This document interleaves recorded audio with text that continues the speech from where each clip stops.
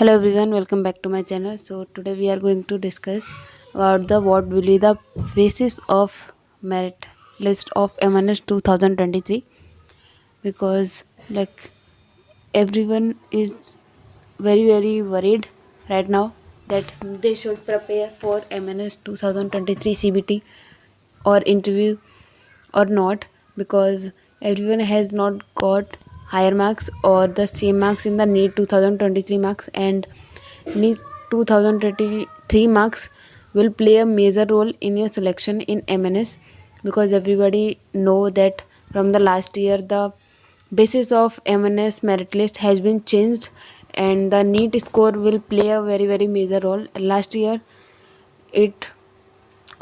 last year also the merit list was formed on the basis of your NEET marks.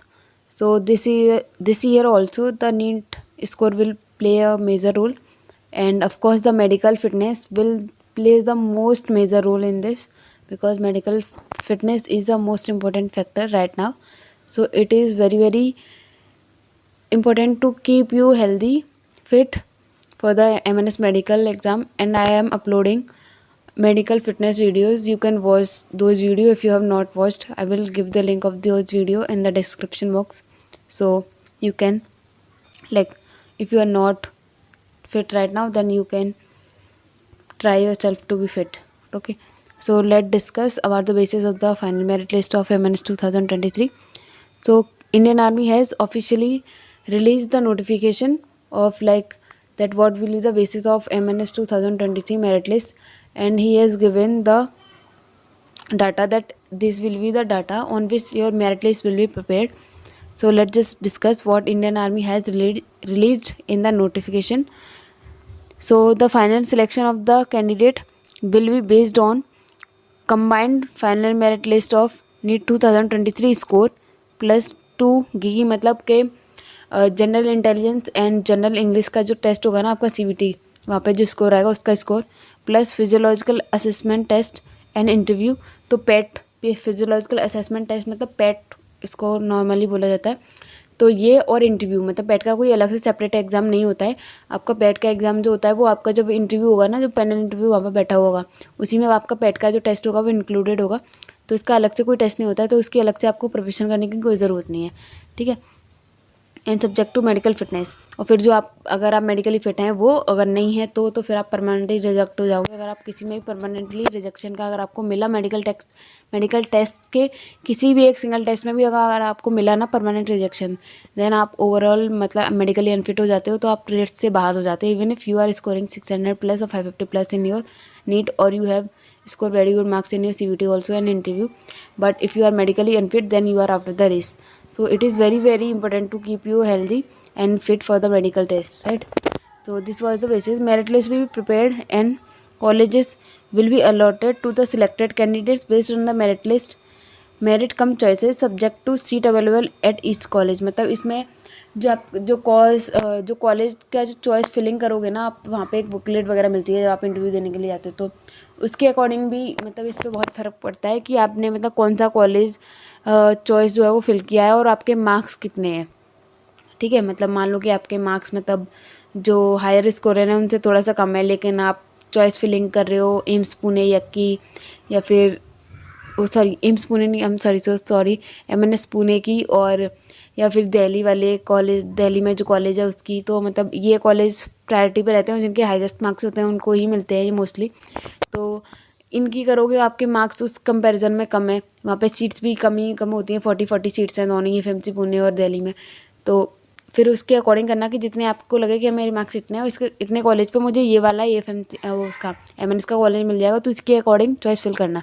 ठीक है, because college choice filling का भी बहुत major role होता है आपको कॉलेज मिलने में, अलॉट होने में seat. The list of selected candidate will be published on JIA website, मतलब इंडियन आर्मी की वेबसाइट पे ही आपको वो लिस्ट मिल जाती है, final merit list. The candidates are required to check the website regularly. वो तो मतलब जब निकलती है तो बहुत सारे यूट्यूब चैनल में भी अपलोड करती रहती हूँ, तो वो तो नॉलेज मिल ही जाती है जब होता है। तो ये था कि आपका जो NEET का स्कोर है वो, जो आपका CBT का स्कोर है वो, प्लस आपका इंटरव्यू मार्क्स और जो पैट का जो होता है, right. PAT is also involve in the अलग से कोई एग्ज़ाम नहीं है, इंटरव्यू में ही है वो। तो इतना जो टोटल करके आपका आएगा ना, वो आपका डिसाइड करेगा मेरिट लिस्ट का, ठीक है।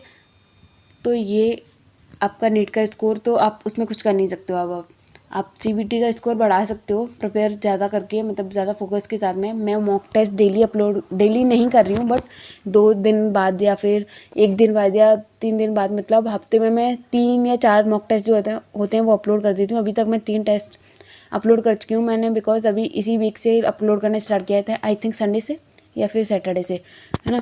तो अभी तक मैं टोटल 3 अपलोड कर चुकी हूँ, एक मैं कल करने वाली हूँ, तो 4 हो जाएंगे। मतलब एक वीक में मेरे टोटल 4 का एवरेज आ रहा है। तो अगर आप लोग चाहें तो वहाँ इन मॉक टेस्ट से प्रैक्टिस कर सकते हैं, ठीक है। तो ये बेसिस है। जैसे मान लो, मैंने एक एग्जांपल के थ्रू समझ लेते हैं। जैसे किसी का नीट में स्कोर आया 500, ठीक है, और उसने CBT में स्कोर किया 60 कर दिया, ठीक है, और उसका इंटरव्यू और पैट का मिला के टोटल 70 आया, मतलब 100 का होता है आई थिंक इंटरव्यू, 100 का होता है इंटरव्यू, तो आपका 70 आ गया, ठीक है। टोटल गया आपने 630 आया। वहीं किसी दूसरे बच्चे का नीट में स्कोर 540 है, लेकिन उसका CBT में आपसे कम आया, मान लो 50 आया, और उसका इंटरव्यू में भी कम स्कोर है, 65 है। आपका 70 है, उसका 65 है, लेकिन टोटल करके उसका कितना आ रहा है 655, मतलब 655, राइट। तो उसका टोटल कितना आ रहा है, आपसे ज़्यादा आ रहा है। तो जो सीट एक बची है ना, मान लो कि एक ही सीट बची है, तो वो जो सीट है ना इसको मिल जाएगी, बिकॉज इसका जो टोटल आया है वो आपसे ज़्यादा आया है। आपका जो टोटल है वो इससे कम है, ठीक है। तो ये है कि नीट का स्कोर बहुत मेजर रोल प्ले कर रहा है। और ये कंडीशन कब वैलिड है, जब दोनों ही आप मेडिकली क्या है, फिट है। अगर ऐसा हो गया ना कि भले इसका स्कोर 655 है लेकिन ये मेडिकली अनफिट है, ठीक है, और आप मेडिकली फिट है, तो फिर वो सीट किसको मिलेगी, आपको मिलेगी। तो ये मेडिकल फिटनेस का इतना मेजर रोल है। अब आप समझ सकते हैं मेडिकल फिटनेस कितनी इंपॉर्टेंट है। तो ये था।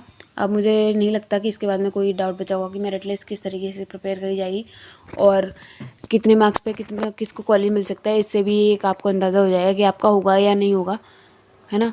तो और या फिर अगर मतलब मार्क्स आसपास ही हैं 500 के, और तो आपको पता पड़ जाएगा कि अभी आपको CBT और इंटरव्यू के लिए कितनी और ज़्यादा प्रिपरेशन करना है, ठीक है। तो अगर आपके 500 के आसपास मार्क्स हैं या फिर प्लस में है तो थोड़ी सी मेहनत करो, CBT और इंटरव्यू के लिए ज़्यादा मेहनत करो। अगर आपके CBT और इंटरव्यू में ज़्यादा अच्छे मार्क्स आए तो आपको कॉलेज मिल सकता है, ठीक है। So that's all for today. So I hope all your doubts will be cleared from this video, and please like, share and subscribe my channel for more informative videos. And if you want any other videos on any other topic, then let me know in the comment section. I will try to explain all of your doubts. Okay, so thank you, bye bye, take care.